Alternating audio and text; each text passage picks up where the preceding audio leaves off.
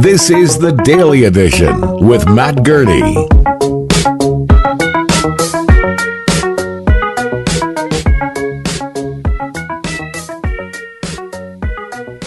Well, good morning. I want to bring on Allan Bonner. He's been a regular guest of mine on many shows I've done before, and he's a go-to guy for us for emergency planning and crisis management as well. He is at Allan Bonner Communications Management Incorporated and a member as well of the Institute of Public Administration of Canada. Allan, I'd like to tell you it's a pleasure to talk, but obviously we're talking about something pretty lousy right now.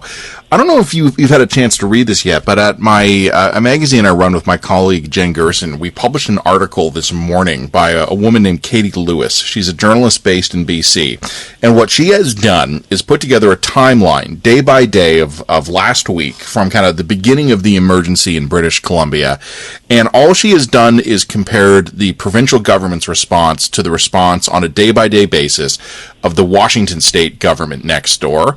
Allan, it is a really, really depressing read. In typical Canadian fashion, we were caught by surprise by something that was easily foreseeable, and then we have had almost no ability to respond as the crisis has unfolded. We were late and slow to react, and we reacted with not enough people or resources. Well, to which I would say, stop the presses. This is not really news. Now, people are entitled to react the way they want. You second-guessed yourself saying it's a pleasure to speak with me, but it's not really under these circumstances. People are entitled to react the way they want. There will be evangelical Christians in the Lower Mainland who think this is a message from God, and, it well could be. There are those who will revere first responders as heroes when all they're doing is the job they were hired to do. There will be others, mainly the politicians that you reference, who are surprised, flummoxed, shocked, appalled, determined to get to the bottom of this day after day after day. Now, what I do is I react in my own way. I get angry. Floods are not news. There's a 40-year-old book called Acts of God or Acts of Man, and yes, this might be an act of God, but man and women and children chose to live in a floodplain, chose to live on reclaimed land. We just can't act surprised every time something like this happens, and there were a lot of things we could have done to lessen the impact. You were looking specifically at the issue of flood mitigation. Now, you haven't been involved in this current emergency, but you've been on the ground in other floods before. How do you feel when you see volunteer civilians, first responders, military personnel throwing sandbags? Oh, great photo opportunity. If you were a TV reporter, you'd think that was really good fun. And if you were a politician, you would go fill a sandbag, stop all remediation for the time you were there doing the photo op, eat a couple of sandwiches, and then leave. Sandbags are ancient technology. They are labor-intensive. You have to store the bags somewhere, get them to the site, get sand to the site often, tie them up by hand, and then have this, line of humans passing bags back and forth and putting them where they belong. There is a plastic sausage, roughly the land equivalent of boom, and boom is a floating fence which contains oil during an oil spill. But this long plastic sausage can be stored on the sides of roads, in gas stations, in public facilities, schools, churches, etc., and deployed when needed. Guess what you have lots of during a flood? You have no shortage of this particular item during a flood. I'm going to give you one guess, Matt. What is the major resource that you have in plentiful quantities during a flood? Well, it's not a fair test because I do know the technology you're talking about. You're talking about water. Yeah, indeed. And, if this were a Canadian game show, you'd win 9 cans of ragu spaghetti, guessing that there's lots of water in a flood. You fill this sausage with water, or you fill hard plastic boxes with water. They can be stored flat. They can be helicoptered into an area. And this sandbag stuff is just so ancient, it makes me angry that we're using it. the thing about the inflatable, floodable, I guess, barriers that you're talking about, these booms, is that they are incredibly light. They can be rapidly inflated on site with a pump that can be transported. You could have shipping containers of flood mitigation supplies, including inflatable booms, the pumps for them, a little bit of gas or diesel to run the pumps, as well as all other kinds of communications, emergency rations. You could have containers of these things at military bases sprinkled in a couple of locations around the country. Whenever we got word that there was flooding, we could surge C-17s or C-130 aircraft, pick these things up, pre-position them in the areas we expect would be flooded, and the only thing it would take would be the tiniest bit of planning and the tiniest bit of foresight and a little bit of energy and a little bit of effort. Unfortunately, when it comes to Canadian emergency preparedness, we don't have any of those things. Yeah, it is weird, and I'm around and Matt. I actually called our former Chief of Defense Staff, Ray Heno, who was the head of NATO's military committee as well, and a great man, and took the time to speak with me. It's tough to airdrop some things, even water, to people who are in an emergency, because you change the attitude and balance in the airplane, and airplanes have crashed doing that. But let's just say even the airports were unserviceable. You can helicopter those great big containers in. They cost $4,000 brand new from China, and somebody like you see Maersk and all these commercial names on them, maybe they would donate used containers for $2,000 or something. And let's say you filled them up and just left them on high ground along the highways where, I've driven along there, the Frank Slide, the Hope, etc.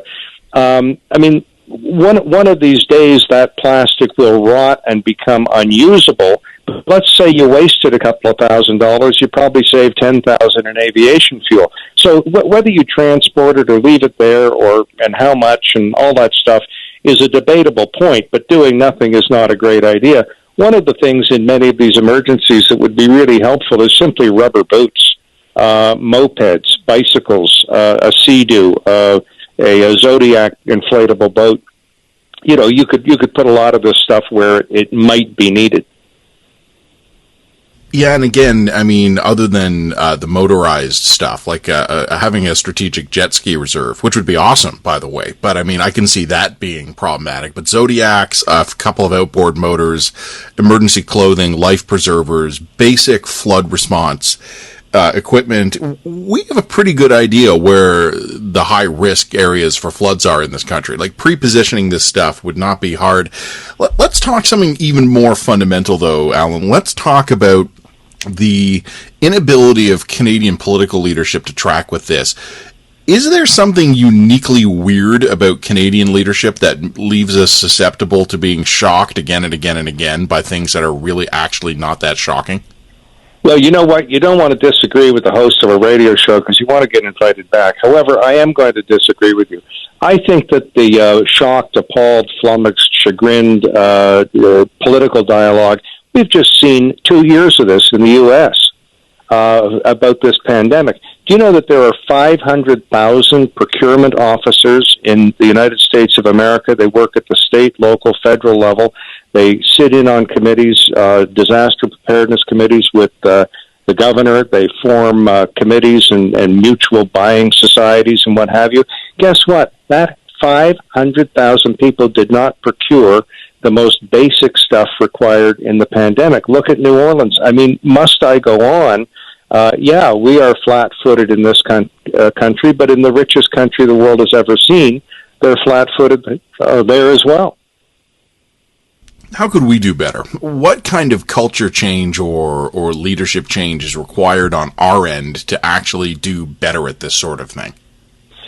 Well, I'm not sure, but I've been guessing about this for a lot of years, and I've asked in books that I've written and in on your program and elsewhere for the average citizen to go up to the mayor or the fire chief or the emergency preparedness officer who is either a retired cop, retired firefighter, somebody who did a degree in university. They have a variety of qualifications, and obviously not preparing us enough.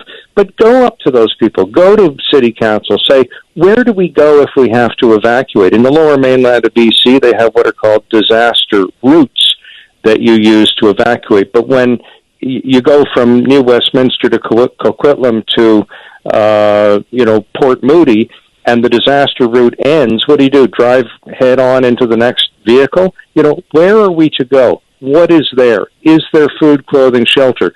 By the way, the other thing is, I've done a lot of work with the military, and, the retired generals that I worked with said, look, it's often just pencils down, open your mind, think about what you should do. Guess what, Matt? Many of the homes in the lower mainland of British Columbia are wood frame homes, not actually bolted to their foundations. So when you see them floating away in that dramatic TV news footage, it's because they aren't bolted down. And you could bolt them down. You can stiffen them up against wind. This should be the daily preoccupation of the emergency response people who are in our municipalities. Most of the urban emergency plans are out of date. They are in violation of the provincial statute. They are a disgrace. Only one of them in the whole world that I read, and I've read 100, mentions pandemic planning, for example. I mean, we have to get mad and outraged at this as citizens, and I think demand better. Absolutely. Allan, always a pleasure to talk with you. Don't worry about getting invited back. We'll have you back. I can tolerate a little disagreement. I will have my revenge against you at a time and place of my choosing, but you can still come on the show. Always a pleasure, man. I wish things were better. You've probably seen this. 2 more waves of this storm heading in for BC, so our friends out there, they're not out of this yet. Yeah, so I'm not going to switch to decaf. I'm going to stay mad. Stay mad, my friend. It's good advice for us both. Take care of yourself. We'll chat again soon. Bye-bye. Allan Bonner, emergency response planning expert. Always nice to have him on the show. By nature of the job, though, when we come knocking, usually it's because things have gone terribly wrong. All right, we're going to come back in just a couple minutes. We got lots more to come. It is the daily edition on Canada Talks.